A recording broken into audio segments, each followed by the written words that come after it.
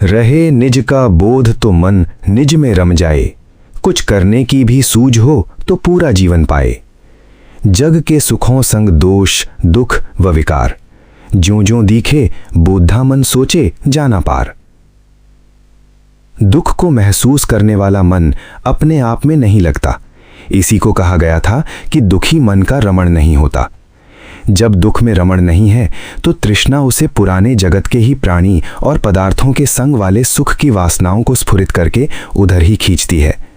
परंतु यदि पावन दुख मिटाने का मार्ग मिल जाए तो फिर संसार में उस जीव को होने की तृष्णा अर्थात भव तृष्णा न रहे। जगत में सुख पाने के लिए मन सदा बाहर के ही पदार्थों के ज्ञान में सदा भटकता रहता हुआ जीवन व्यतीत करता है। ऐसे ही यदि वो मनुष्य अपने आप के ज्ञान में बोध में संलग्न रहे तो उसका मन अपने आप को जानने में रमा रहेगा। अपने आप को जानने में लगा लगा समय को सुखपूर्वक व्यतीत करेगा। और यदि कुछ अपने आप को समझ बूझकर कुछ अपनी पवित्रता की भी सुध रही तो पूरा जीवन ही पाएगा।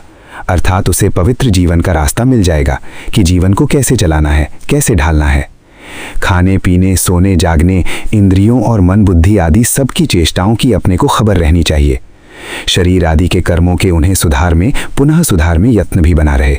अर्थात शरीर वाणी और इंद्रियों से मिथ्या कर्म न होकर सब सही या बंधनों से छुड़ाने वाले भले कर्म ही बने। जब ये अपने अंदर के ज्ञान वाला या बोध वाला होगा तो उसे ये खबर भी मिलेगी कि जिन संसार के सुखों में मेरा मन भटक रहा है उनके संग में क्या दोष है।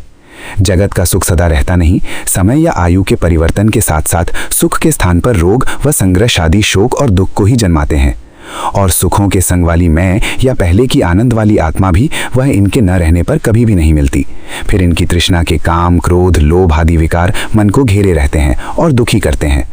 ऐसे और भी बहुत से राग द्वेष आदि बंधन विकार जैसे जैसे बोधा बोध वाला या जानने वाला मन समझेगा और इनके संग की तृष्णा पूरी करने पर या अधूरी छोड़ने पर दुखों को पहचानेगा तो इन सब से स्वयं ही पार जाने की सोचेगा कि जिस प्रकार से दुखों से पार पाने का यत्न हो सके वही सब साधन किए जाएं। और उसके लिए भले थोड़ा दुख भी क्यों न हो, राग आदि उन सब संबंधों को यदि वही आदत वाला सुख मिले तो मन प्रसन्न हो, तभी वह अपनी मैं आदत वाली को आनंदमय पाए। बदलते हुए समय के अनुसार यदि बिछड़ गए तो वो पहले वाली मैं या आत्मा अपना आपा पर भी पर्दा पड़ गया। अर्थात जिस सुख वाले अपने आप को ये सब लोगों में बनी बसी समझ रहा होता है वह सब समय के अनुसार आदत के सुख ना रहने पर प्रतीत करने में या महसूस करने में भी आती। अपनी मैं नाश सबसे बड़ी हानि है जिसे कोई भी सहन नहीं कर सकता। इसी कारण से जीव का उन सब आदतों के चिंतन में खोया हुआ मन अज्ञान के अंधकार में पड़ा पड़ा दुखी होता रहता है। अपने आप में रमण नहीं कर पाता अर्थात अपने आप में आनंद नहीं पाता। परंतु तृष्णा ना छूटने के कारण उसी से आक्रांत या घिरा हुआ मन संसार के सुख की झांकी या साधारण देखने सुनने की जगत की ओर फैली रौनक को भी नहीं अनुभव कर सकता। यदि निज में कोई विचार दोबारा सत्पुरुषों के मार्ग में श्रद्धा करके मन का अध्ययन करके बोध को जगाए तो मन इसमें खूब रम जाएगा और बहुत कुछ करने की भी शिक्षा पाएगा। तब उसे अपने पीछे बीते हुए सुख भी याद करने में नहीं आएंगे, क्योंकि जगाया हुआ सत्य का ज्ञान रूप बोध इस जीवन की तथा संसार की सही झांकी उस जीव के मन के सम्मुख उपस्थित कर देगा, जिससे कि वो जीव इन्हीं सुखों को सदा न बने रहने वाला समझकर और इन्हीं को दुख रूप समझकर अपनी आत्मा में ही टिकने के लिए प्रेरित होगा।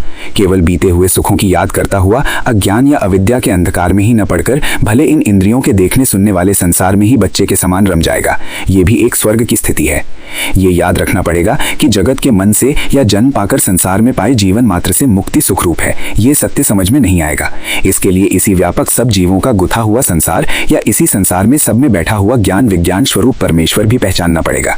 जैसे आप संसार में अपने लिए संघर्ष करते हैं वैसे ही दूसरे भी करते हैं। ऐसा समझकर कुछ सत्य सीखना पड़ेगा, कुछ सीखकर चलने का रास्ता भी समझना पड़ेगा।